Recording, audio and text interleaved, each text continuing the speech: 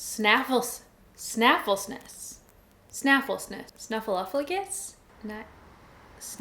I know, it's a tough one. Isn't Icelandic fun? We love it. Today we're talking about the Snaefellsnes Peninsula and 10 amazing things that you can add to your itinerary. Hello, Team Iceland, and welcome back to my channel for another week of Iceland planning information. My name is Jeannie, and I'm your tour guide for all things Iceland planning. My mission here is to help you plan the best trip ever to Iceland, so we're gonna do that today. I have 10 amazing stops that you're gonna wanna add to your Snaefellsnes Peninsula itinerary. So let's get into it. The Snaefellsnes Peninsula is pretty amazing. Let me tell you something about it. It is nicknamed Little Iceland because it's full of things that you would find throughout Iceland. Glacier, fjords, mountains, waterfalls, lava fields. There's a little bit of everything in this tiny little peninsula. Today I'm going to put things in a convenient order for you, starting from the north and heading around to the south end of the peninsula. The first thing you're going to want to do as you're heading into the peninsula is stop at the Gerðuberg basalt columns. So this is a really cool area to kind of stop and climb around on the basalt columns. You don't need a ton of time here, but it's a really unique area for photo ops. Heading into the north and sometimes forgotten about is Stykkishólmur.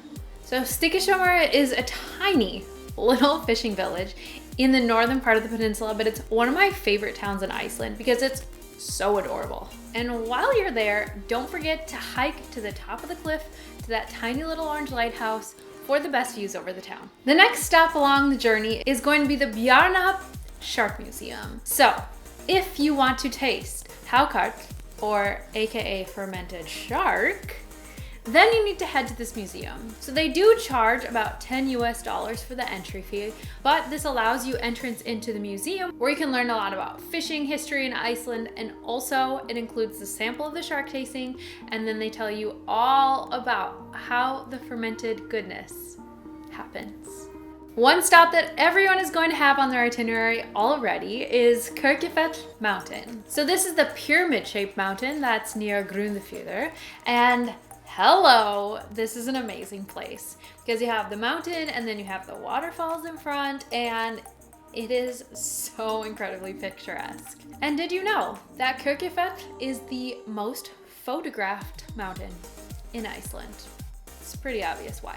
As you round the corner of the peninsula and head into Snaefellsnes National Park, you will find Skarðsvík beach. So most of the beaches in Iceland are black sand because of the volcanic activity, but this is a beautiful white sand beach, and it's so peaceful and beautiful out there, and I think it's a great stop. Don't miss it. Don't miss anything. Go to all the things. Now heading into the south part of the peninsula, you are not going to want to miss Djúpalónssandur beach. So Djúpalónssandur is a black pebble beach that is dotted with the rusted remains of an old fishing vessel that crashed into the shore and was demolished. And a lot of the fishermen died, and it's very sad. Let's take a moment. I think it's cool to see the old pieces of this ship just kind of strewn all about. Okay, one other really cool thing at this location are the lifting stones. So the lifting stones are right as you're walking onto the beach, and they're different weight stones. These stones were used in the old Viking days to see who was strong enough to handle going out on the ship.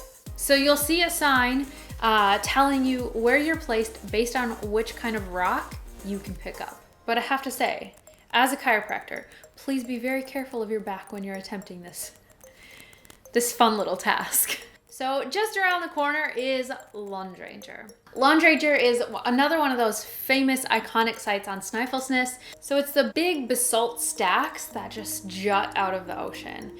And seriously, when you look at things like this, you have to wonder, like, nature is amazing, and how is this made? Or just, anyway, it's really beautiful. And I highly suggest Lóndrangar at sunset. It's absolutely breathtaking. Okay, are you guys ready for this next one? It's one of my personal favorites. It's technically like 3 things in one, but how cool is that, right? Okay, so basically there is a lava field walk, hike, trek, jaunt between the villages of Arnarstapi and Hetnar. And basically this walk takes you along the seaside, along the cliffs, through a lava field. How amazing, I know. And this is such a beautiful walk just on its own. But along the walk, you'll find some really beautiful, unique rock structures like the Báðr statue and Gatleiter, the rock arch. And it's just, oh, it's so pretty and peaceful.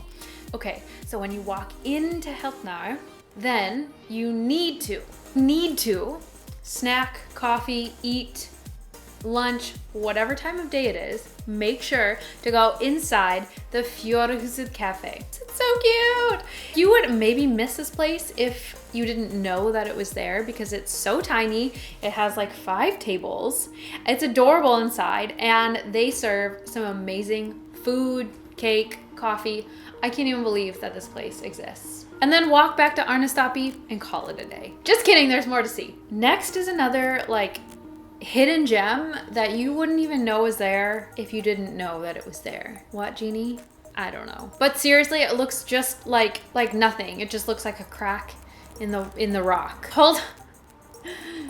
Just take a minute with me as I struggle through the pronunciation because it's always fun. Rauðfeldsgjá. I think I did pretty good on that one. I don't know. The Icelanders will let me know. No, I probably sucked at it. Anyway, this is a gorge / break in the rock wall, but it's so cool. So there's a tiny little parking area. You walk up the hill for about 20 minutes and then you walk inside of this beautiful canyon gorge thing. And there's like water flowing down and you're like, is Iceland a fairy tale?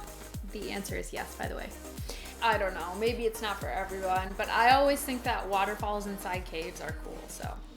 Okay, last but not least on my list of 10 amazing things to see in Snaefellsnes is Búðakirkja. So Búðakirkja is the black church that you see on Instagram and all the photos because it's so beautiful and iconic. And it's right on the water, and then there's this big huge mountain behind it, and there's a graveyard in front, and people get married there, and it's just so cute and iconic, and I love it. A black church in the middle of nowhere in Iceland. One very important thing that I want to mention is with Snaefellsnes, since it's really just full of gems, and this is just scratching the surface, there's even more, but 10. I gotta stick with the number 10. I usually recommend Snaefellsnes as a 2-day trip. I know a lot of people try and rush their Snaefellsnes itinerary with just 1 day, but I'm telling you, you're not giving this beautiful area justice if you rush through it. Okay, my friends, I am so interested to hear which of the 10 places that we just talked about are you the most excited to see on the Snaefellsnes Peninsula? Let me know in the comments below. And as always, if you loved this video and found it helpful, I would really appreciate if you give a thumbs up. Also, don't forget to subscribe if you're planning a trip to Iceland because that's how you get notified when I release a new video, which is every Monday, which is the best day ever. Don't forget that all of the other awesome planning information, including my free resource library, is over at my website at livelifewithaview.com. I will see you over there. And until then, my friends, happy planning.